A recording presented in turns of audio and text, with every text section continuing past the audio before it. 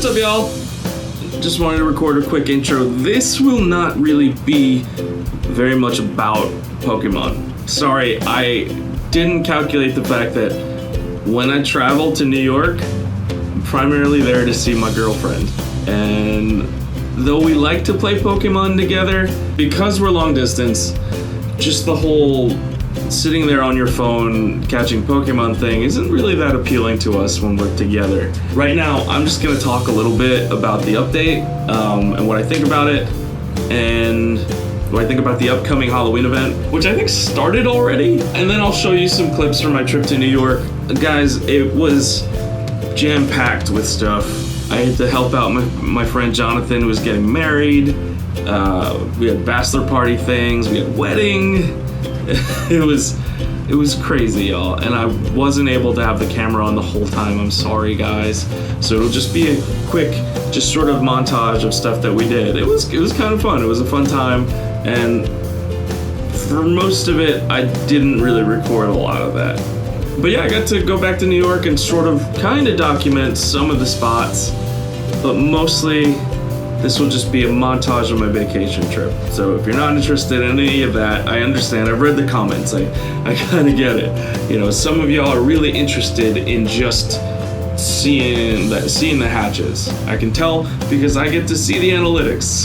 So this isn't gonna get a bunch of views. Let's just say that. I have 8 out of 9 10Ks lined up, and I'm hoping to get my 9th 10K tonight while I'm just hanging out at Centennial Park. That will probably be the next video. So a lot of people have been complaining about the new update not having a whole lot of those big features that people have been asking for, those fixes to tracking, fixes to major aspects of the game that many of us believe are broken right now that really need to be overhauled. But this is just a small aesthetic change, and a lot of people are really up in arms about that. I'm not one of them. I come from a visual background. I dabble a little bit in graphic design. Photography is a big hobby of mine. You can see from my Instagram link that you can get in the description. You can look at my photos there. And I shoot videos for a living. So I'm not the biggest typography nerd. I've got a bunch of graphic designer friends who can attest to that. There are elements to the new design that make me really happy. Like just this cleanness of the layout, the choice of type. Things like that make a big difference as far as the aesthetic side of it. A lot of us were waiting for the big overhauls of new features or fixing things or bringing backtracking or figuring out walking distances and GPS weirdness. It wasn't dealing with the problems on the inside, but it was also making sure that the visual language that the game is telling is consistent throughout. And that's super important to any app development, is making sure the design is cohesive, and I really appreciate the little touches they've made here and there. So as far as fixing glitches and bringing features in that we've been asking for since the beginning, or since they took those features away, and trying to fix the underlying broken elements of the game, these are super important and they're super big overhauls that we've been asking for. But when an app developer takes the time to create a cohesive design language as far as the typography goes, as far as just the visual flair, the little icons, the little changes they make, even down to the color of the eggs, like that is helpful to me. It's annoying because I'm trying to get my 9th 10K egg, and when I see an orange egg come out, I go, oh no, like just be green. Green's for 2K, that'll be faster to hatch. That's beside the point, it's still a nice little design flair, and it's a good idea. So when a company commits to that, doing something that we call brand playbook, it just creates consistency, there's rules. And it's not just a facelift, it's not just a band-aid on a big problem, it is actually them saying, we're making sure the app looks legit, and there's a consistent language and there are rules involved. So when we add these features back in, and when we create more features, they will look consistent to the game. We're preparing it for something better. And to me, that's a good sign, and I'm all for that. Now, something else I'm super excited about, a 654 on the 25th, but I think they're already rolling out the new event. We're gonna get so much more candy. Yo, look at this. This is super, that is slick, man. The load screen, and there's a Ghastly and a Haunter nearby. I'm not gonna go hunting because I have to edit this video. Oh, look at that. It's a Ghastly right here. So, here's a Ghastly while I catch him. He's gonna run. He's gonna freaking run. Okay, I cast the Ghastly. Let me give you a little bit of background. So, they're doing an event, the very first event for Pokemon Go. And it's not, we're all expecting the legendaries, but this is also kind of cool. I'm gonna give a positive spin to all of this, guys. I know everybody's pissed off, but right now they're doing a Halloween event. It's supposed to start tomorrow, but it's already started. It runs from the 26th of October till the 1st of November. They're gonna increase the spawn of so-called scary Pokemon for Halloween. So we've got more Drowsies, more Hypnos, more Ghastlies, Haunters, Gengars, Golbat, and Zubat. And as you saw, I just got a Ghastly. And as you can see on my screen right now, there's the second thing that's happening. All candies are double. So every candy you get double. So instead of 3 Ghastly candies, I just caught a Ghastly and got 6. And also from your buddy, the buddy Pokemon that you're walking, you get quadruple the amount of candies. So there's a lot of motivation from now until the 1st of November to go out there to walk as much as you can and get those candies. Let me do an appraisal real quick. Pretty decent. That means it's a transfer. Sorry, y'all. Yo, this is insane. Sorry, I gotta catch these guys real quick.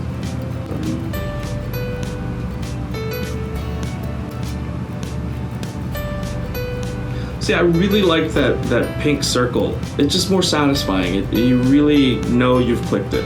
Sometimes before, I didn't feel that. I didn't feel too solid about it. So this event is gonna be awesome, guys. It's not the big event we've been hoping for. Just like this update wasn't what we've been hoping for, it's still something. And it's a much bigger thing than I think most people are sort of writing it off. It's a big deal when a design overhaul happens to an app. And like I said, it often is the sign that bigger things are coming, that they're preparing for larger features or adding things to the game or expanding it. So now I'm gonna address some of the comments I've been receiving, and especially about the driving. Guys, I said it in the video, driving while playing Pokemon is wrong. It's stupid. You lose your focus for a split second and you're done. A car is not a good place unless you're a passenger to be playing Pokemon. Granted, whenever I was on camera doing it, it was either at a stoplight and I just have the thing running because when I drive at a certain speed, I can get some more kilometers in. And that's purely what it's for. If I see something that I want to catch, I usually pull over and I catch it. So under no circumstances should you ever drive and play Pokemon. Period. Thing is, it's very dark when I go out to play. As you saw in the middle of that video, when I was walking around my neighborhood, you could barely see me. When I needed just a couple more kilometers to hatch those eggs, I wanted people to be able to see my reaction. So I picked a spot where the speed limit was 15 miles per hour. And it was a loop, a circle that went around this park. It wasn't a busy roadway or anything, there were barely any cars on there. And it just happens to be lined with Pokestops.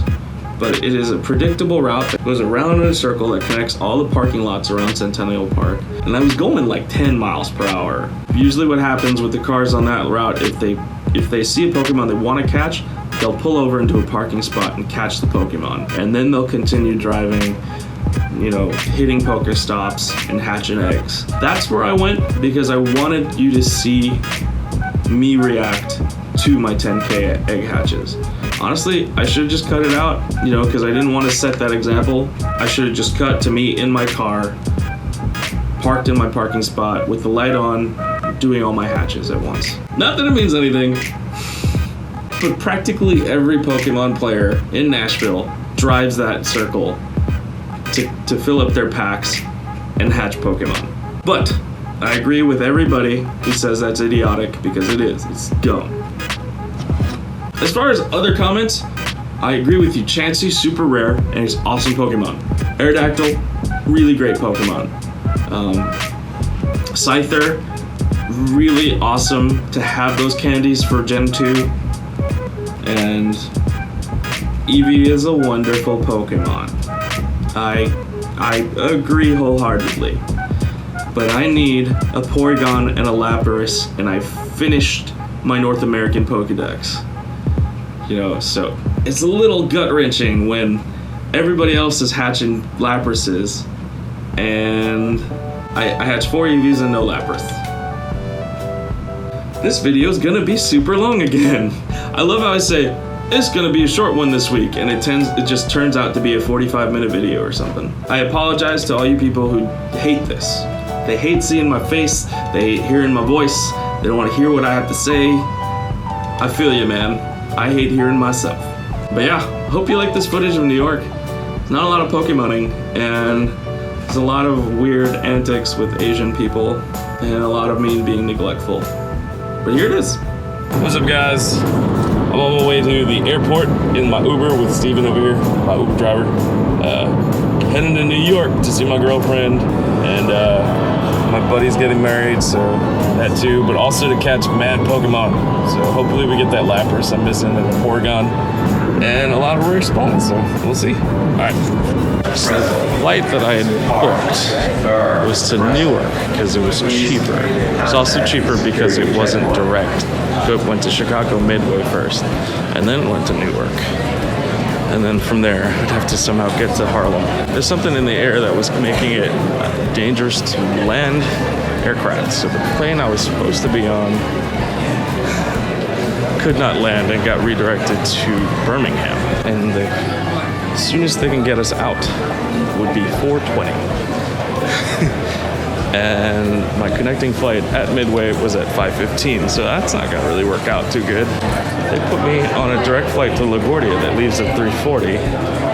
Means I'll get to LaGuardia 2 hours before I would have gotten to Newark, which one puts me closer to where I'm spending the weekend, and two gets me closer to my girlfriend. So win-win. But I acted very upset that I had to take this direct flight to the place I wanted to go originally.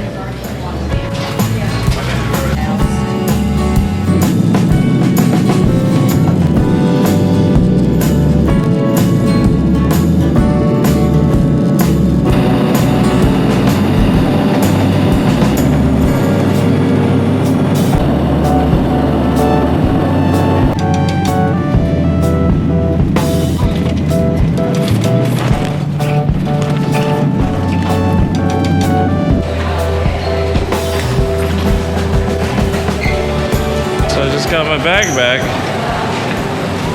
It's the gentle touch of a baggage handler. You want this bag then? I'm sorry. Oh wait, that one? Hold on. You said it was Bravo? Sure.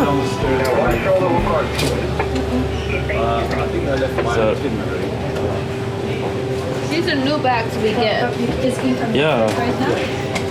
Wow. But you have to leave the old one. Okay. I got a new suitcase. My ratty old suitcase met its demise at the hands of baggage handlers. And as you saw before, the wheel came clean off the body. It was pretty much trash at that point.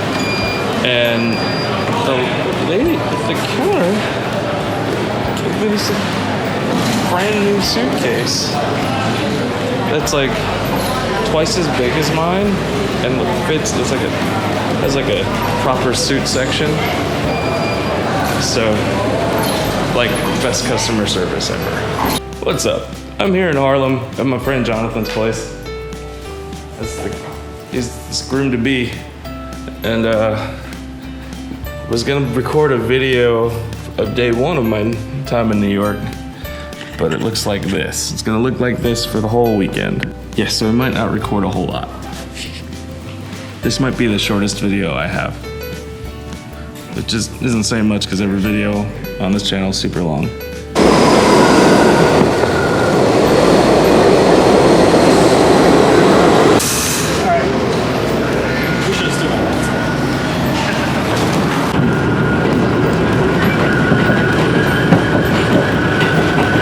So here I am in beautiful Central Park. I don't think I'll be able to record me while recording the game at the same time. As you can see, my hands are full. I really came at a bad time. Hopefully the weather clears up at some point this weekend and I can come out here and play for real. But for now, I'll put the screen recording that I did over this video of me telling you a little bit about the spot. So there's a lake here, and it's a serious water biome because there's just tons of people. So there's always loads of Magikarp, Drutinis. They always spawn here. So there's not a lot of people out, but as you can see, this is a 5 Pokestop lure spot right here by that statue and over there by that monument. And no one's out here, but they're all lured up. So I'm gonna get this magnetite, and yeah, that'll be it. New York City. It's good to be back.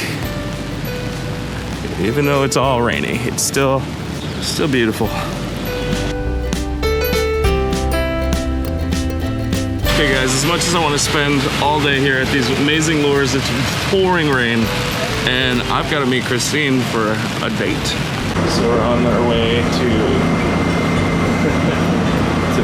the end of Brooklyn. Not the end, but really far in. For Jonathan and Janice's wedding rehearsal.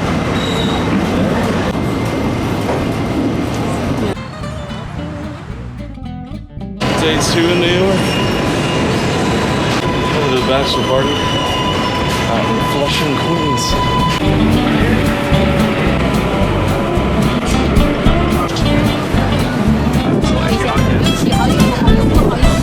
I think the last time I was here, I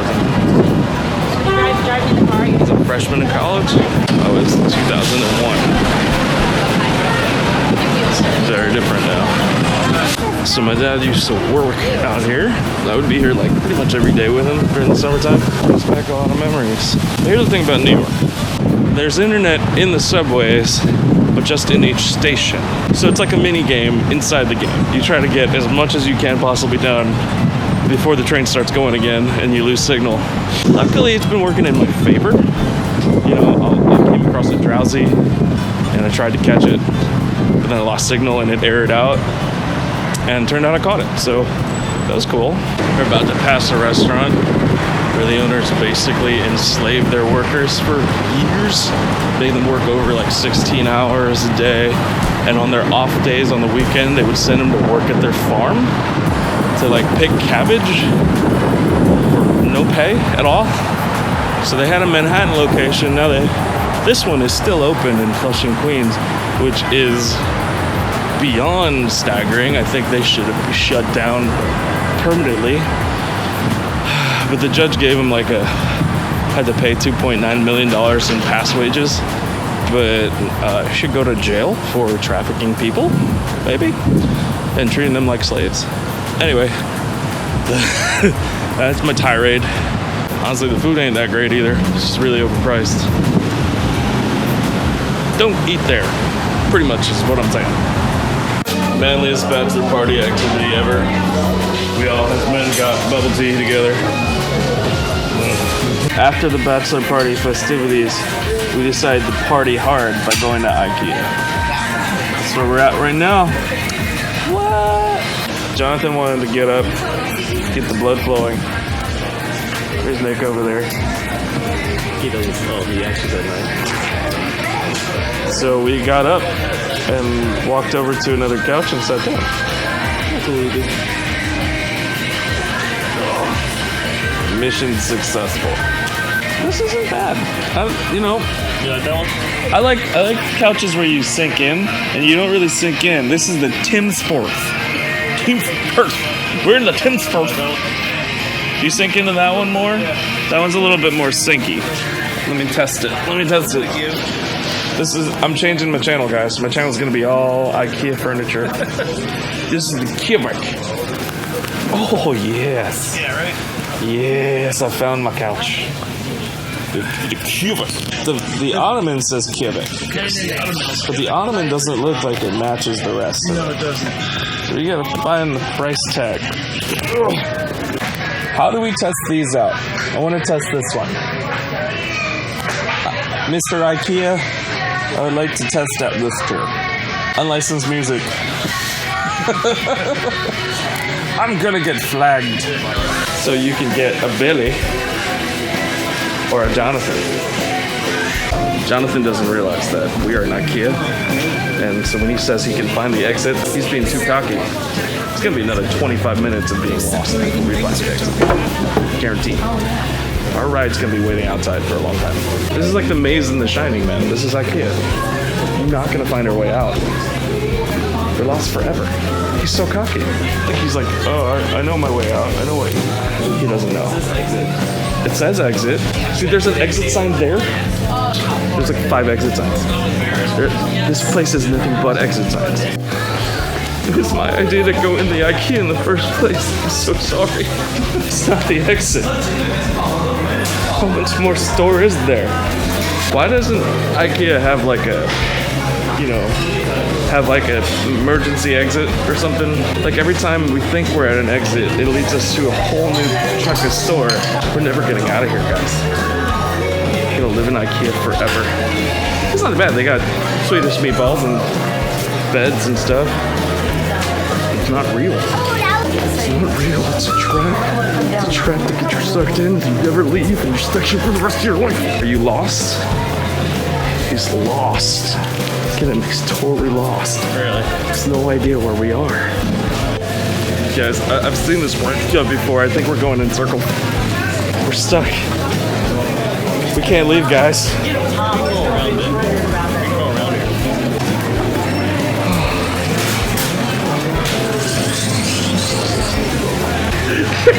Oh my God. Guys, you want to go again?